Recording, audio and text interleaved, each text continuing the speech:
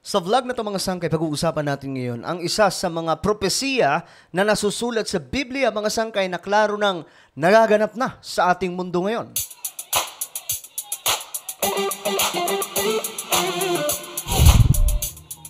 Bago tayo mag-umpisa mga sangkay, pakisubscribe po muna yung ating channel sa ibaba ng video na to.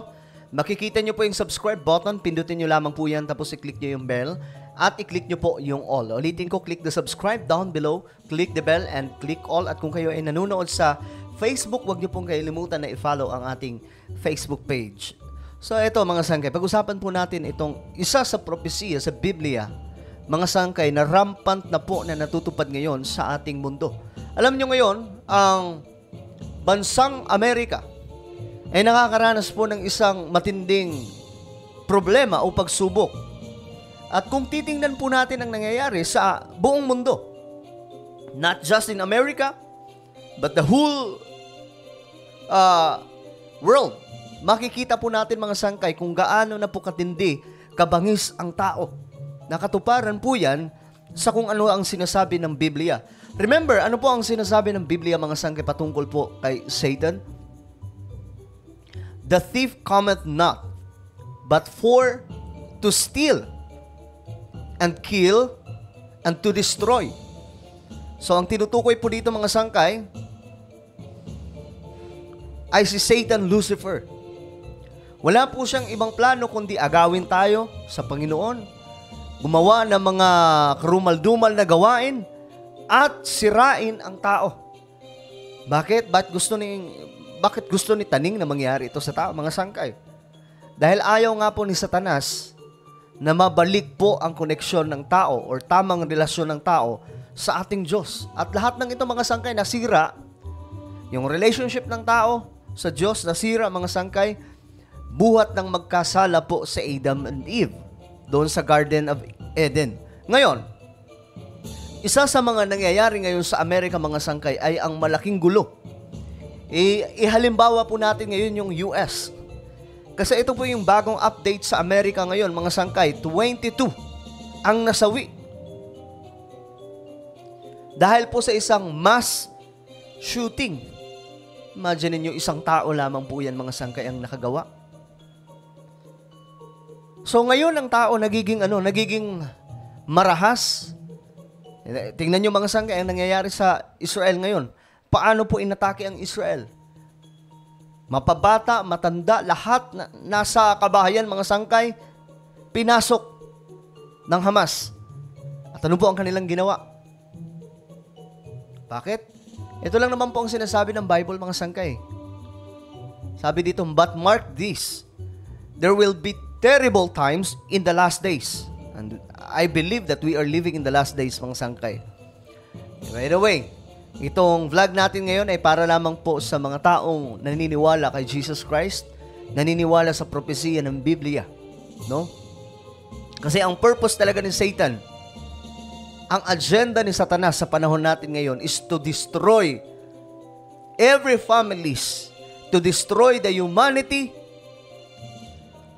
to destroy the whole world, and to destroy your relationship with the Lord. Yun po yung gusto ni Satan Lucifer. That is why, mga sangkay, marami pong tao ngayon ang nasisira dahil po sa mga gawain sa mundong ibabaw, di ba? And tingnan po natin ang sinasabi ng Biblia. People will be lovers of themselves. Alam niyo mga sangkay itong nangyayari ngayon? Kagaya na ito? Hindi po ito mangyayari mga sangkay nang wala po siyang dahilan. Sino ang taong gagawa nito mga sangkay na hindi selfish? Diba? Ito ay kahalintulad mga sangkay sa ginagawa ngayon ni Satan Lucifer. Ang agenda po niya ay masira ang tao, kagaya po ng ginawa niya mga sangkay. O, sira buhay niya. Maliban sa sira ang buhay niya, sira din ang buhay ng mga nawalan ng mga kaanak dahil po sa kanya. So ano ang mangyayari mga sangkay sa mga pamilya? Magkakaroon ng puot, galit, sa may gawa. Yan po ang gusto ni Satan Lucifer makita ngayon mga sangkay. At isa ito sa patunay na we are living in the last days. No? Lahat po siguro ng preachers ngayon, lahat ng mga ngaral ngayon, yun naman po talaga ang ipinapangaral.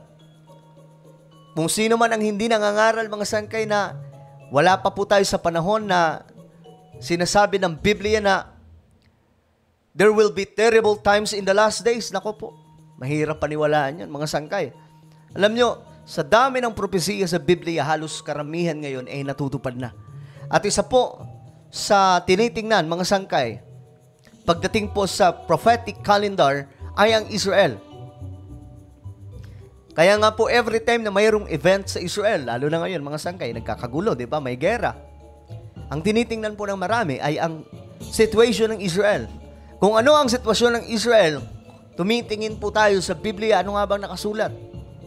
Alam niyo ang susunod sa pag-uusapan natin yan sa susunod na mga topic natin, mga sangkay. But, tingin ko, mga sangkay, itong susunod na magaganap sa Israel after ng war na yan ay ang pagtatayo ng third temple. Kasi, mga sangkay, hindi po lalabas si Antichrist kung wala pa po ang third temple. Hanggat hindi pa na itatayo ang third temple sa Israel, hindi pa rin po lalabas. Yung third temple, mga sangkay, palatandaan na magkakaroon po ng treaty or kasunduan itong Antichrist.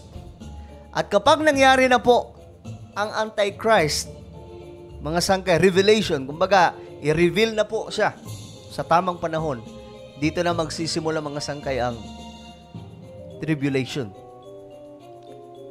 So, mga sangkay, tingnan po natin, people will be lovers of themselves, lovers of money, boastful, grabe, proud, abusive, disobedient to their parents, ungrateful, and holy.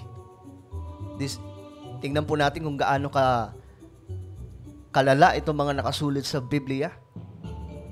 At lahat ng ito, mga sangkay, nangyayari sa panahon natin ngayon. Itong proud, itong boastful, proud, abusive, nako, lahat ng nakasulat dito. Kaya sabi ko, patunayan nyo na ang Biblia ay mali. Papatunayan ko rin ang Biblia ay tama. Ayan po, mga sangkay, isa sa patunay na totoo ang sinasabi ng Biblia. Nakasulat po, mga sangkay, that in the last days, imagine ninyo, nasulat po ito ng mahaba ng panahon. Hindi pa po advance ang panahon. Wala pa pong mga robotic or wala pang AI, wala pang cellphone, wala pang kahit na anong high-tech na mga bagay. Pero naisulat na.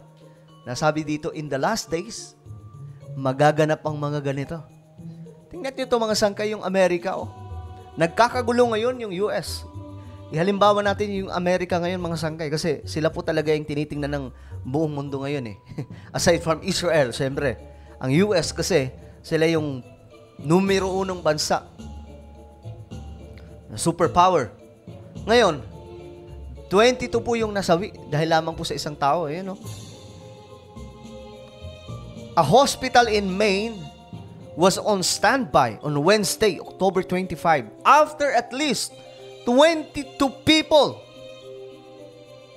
ang nasawi at 50 hanggang 60 naman ang mga sangkay. Hindi nasawi pero may tama. At alam nyo, hindi lamang po yan sa Amerika nagaganap. Maging sa iba't ibang mga bansa nagaganap po ito. Why? Because it's true in the Bible that in the last days, terrible times will come and will happen. Magaganap po talaga ito. Alam nyo, hindi po talaga mapipigilan ang propesiya. Kaya nga sabi ng iba, mga sangkay, bakit pa natin ipagpipray na magkaroon ng payapa ang ating mundo? Matutupad din naman ang propesiya. Parang hinahadlangan natin ang propesiya niyan. Hindi. Utos ng Biblia, utos ng Panginoon. Ipanalangin ng mundo, ang kapayapaan ng mundo. Pero kahit nananalangin tayo niyan, ang mundo po natin, talagang, ang propesiya ng Biblia, matutupad at matutupad pa rin kahit anong gawing hadlang natin. It doesn't mean na parang nagpe-pray tayo na for peace, hindi na po matutupad ang propesiya. No, sino ba tayo? Tao lang tayo. But we have to pray for peace. Kasi tayo may sarili tayong mundo, di ba? We have to pray for our own world. na hindi po tayo nasa kabila po ng mga nangyayari. Diba? Sinabi sa Matthew 24, kung makita nyo na ang mga bagay na nagaganap na nakalintulad na ito, huwag kang matakot. Huwag kang mataranta. Lahat ng yan pasimula pa lamang. Huwag kang magpapanik. So, ang reason, mga sangkay, ng Bible prophecy po talaga is for us to be ready. Ito po, mga sangkay, nangyayari ito sa US. Nagkakaroon ng tensions sa US dahil nga po sa Israel and Hamas war. Alam po natin kung anong stand ng US. They stand for Israel. At alam po natin ang sinasabi ng Bible, those who bless Israel, ibe-bless din po ng Panginoon. Pero kung sino man ang magka-curse sa Israel, i-curse din ng Panginoon. At yun po ang stand ng United States of America. So ngayon, ang nagaganap mga sangkay doon, ito po, yung US anti-Semitic incidents na tumataas po simula nung nangyari itong Israel-Hamas war. Ito po ay diskriminasyon sa mga Israeli. Grabe, no? Nagaganap, alam niyo, nangyayari yan, mga sangkay noon, panahon ni Hitler. Itong Jewish, itong Israelites, tribe of Judah, nagpunta po sa Europe dahil nga po yung lupain nila dito sa Israel, mga sangkay, pinalayas po sila dyan Maraming beses sila napaalis. At ang pinakamalala nung panahon ng Roman Empire, na dahilan kung bakit nagkalat po sila sa Europa. At ngayon, mga sangkay, muntik po sila maubos nung panahon ng World War II. Panahon po ni Hitler, yung Holocaust, na more than 6 million Jewish ang pinatumba. And right now, mga sangkay, it's happening again. At biblical po talaga, sinasabi po yan ng Biblia na itong Israel, itong mga anak ni Jacob, o Israel, bayan ng Diyos, magkakaroon ng mga sigalot, papaalisin sa kanilang bansa. Wala sa kanila gaanong tatanggap. Pero mapalad po tayo, mga sangkay. Ang Pilipinas po ay isa sa tumanggap sa Israel. Way back former President Quezon. Diba? Siya po yung nag-ampon pansamantala sa mga Hudyo at that time na inuubos na po sa Europe. Kaya nga po, itatapi ko rin po ito next time.